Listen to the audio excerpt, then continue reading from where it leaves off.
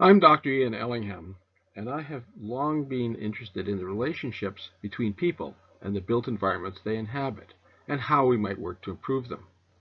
After many years working with Cambridge Architectural Research, a British consulting and research organization, I'm now working with Quartech, a Canadian firm that offers a variety of services, including architecture, engineering, and planning, where I'm employing some of my research findings. This session deals with one of my favorite topics: how the wider population relates to buildings that attempt to reproduce or reflect former forms and styles.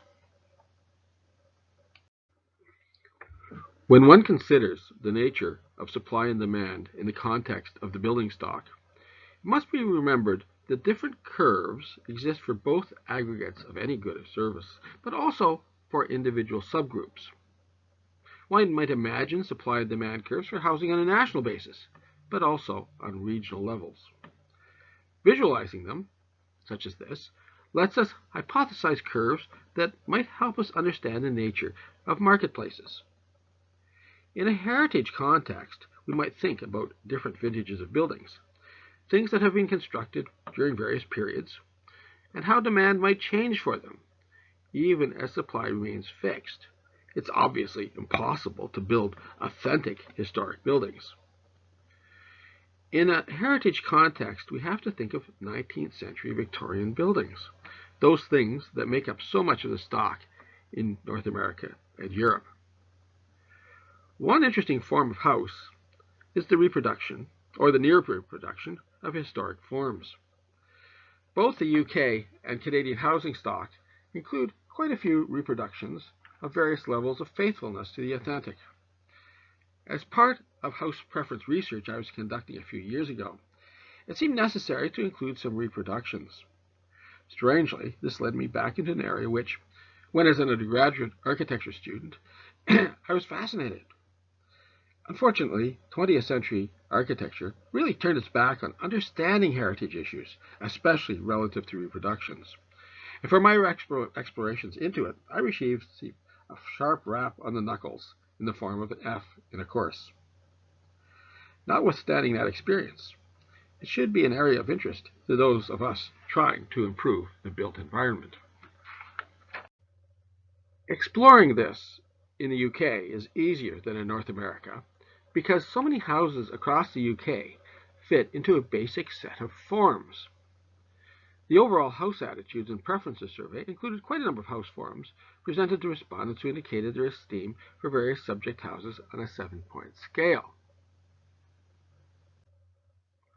Both authentic Victorian Edwardian houses and reproductions were included, interspersed between the other forms. Data was collected and analyzed. Now, I have included this table only to show that data on human subjective preferences can be collected and analyzed mathematically. So the results, however, can be summarized in a chart.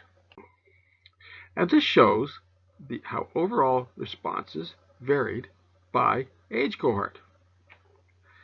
It's possible to see how different age groups had expressed varying levels of esteem for the elements of the housing stock in the east of England.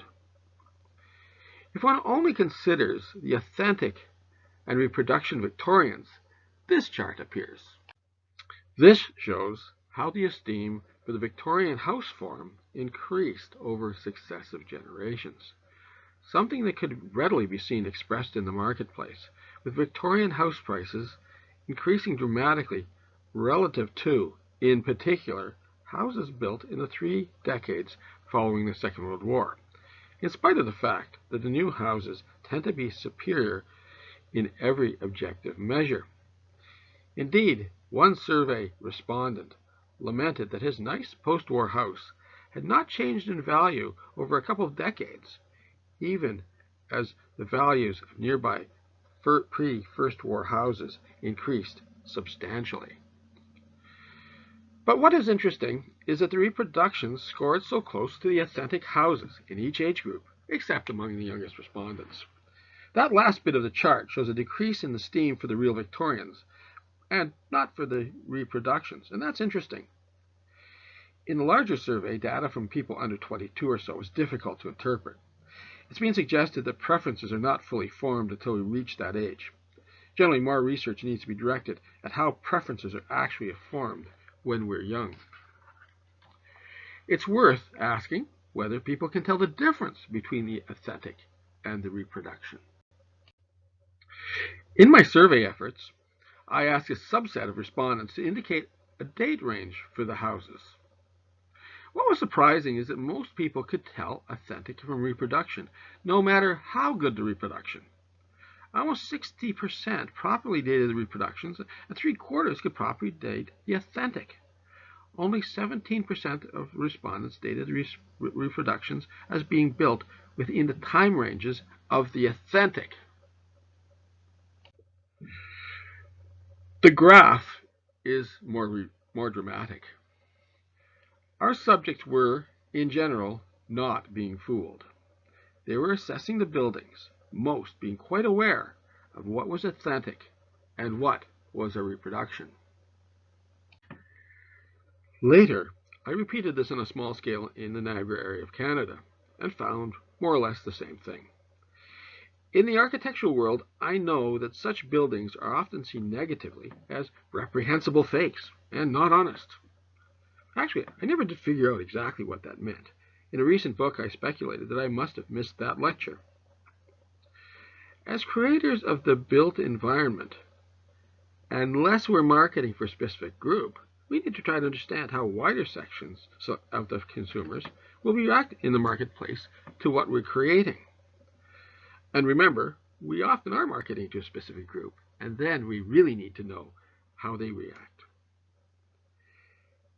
In the analysis of the consumer responses, it was interesting to see that most people don't seem to care about authenticity and are willingly happy to consume reproductions. The Victorians happily embraced reproductions.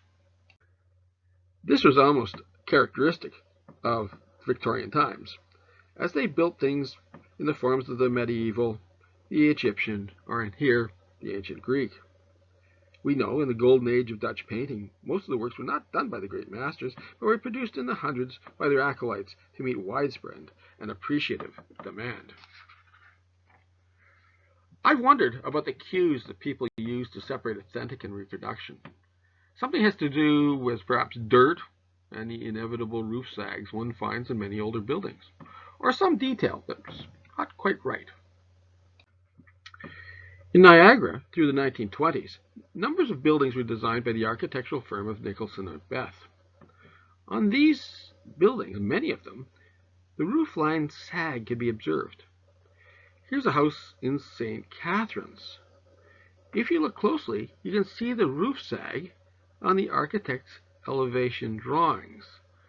The illusion of a roof sag was built into the house. At Cambridge, I had an office next to Tony Baggs, a noted architectural archaeologist and historian. I recall he had a method of artificially aging bits of building by applying cow excrement, although I see from the internet one that can also use yogurt. But it sounds a bit expensive to cover a building with yogurt.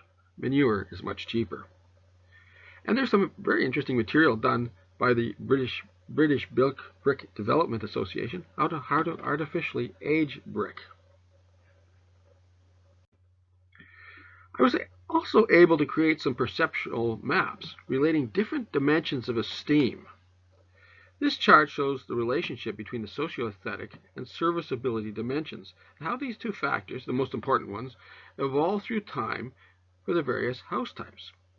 I've highlighted the paths for authentic and reproduction Victorians, red and blue respectively. This, together with the less important cleanliness lightness dimension, suggests, on other things, what should have happened as different cohorts came to dominate the housing market in the east of England. In this, you can see how the lines between the two types are close, and except for the oldest element of the population, they move in parallel, with the gap catching up for the younger groups. There's a big difference shown between the two forms among the oldest group. To me, that's one of those enigmas that should be followed up. But it's now impossible to explore further, as that cohort of the population is becoming increasingly difficult to access. But finding and exploring curious things is one of the most important drivers of research. Going back to our conceptual supply and demand curves, well, the authentic Victorian Edwardian stock is a fixed or diminishing quantity. Most people seem to be accepting a reproduction as just as good, or perhaps a bit better. But of course, we always have to remember that substitution occurs in marketplaces. So, if you can't find a real Victorian house, real 19th century, you might, or a reproduction, you might find as a reasonable substitute an interwar house, an authentic one, or a reproduction. And these might be seen as decent substitutes. So, when people come to esteem heritage more, not only will this tend to increase the price of authentic heritage buildings, but builders will attempt to increase the effective supply by building reproductions of different levels of faithfulness to the authentic. And if you look at what house builders have been creating in many marketplaces, you can see they're not building the functional split levels and bungalows of the 1950s and 60s. Today's house buyers have a different demand structure than their parents or grandparents. There's room for more research in this area about the cues that people use to assess and value real and reproduction heritage. How authentic do reproductions actually need to be? And thinking back to early mid and 20th century architectural ideals, what are the real world and the intellectual issues in this?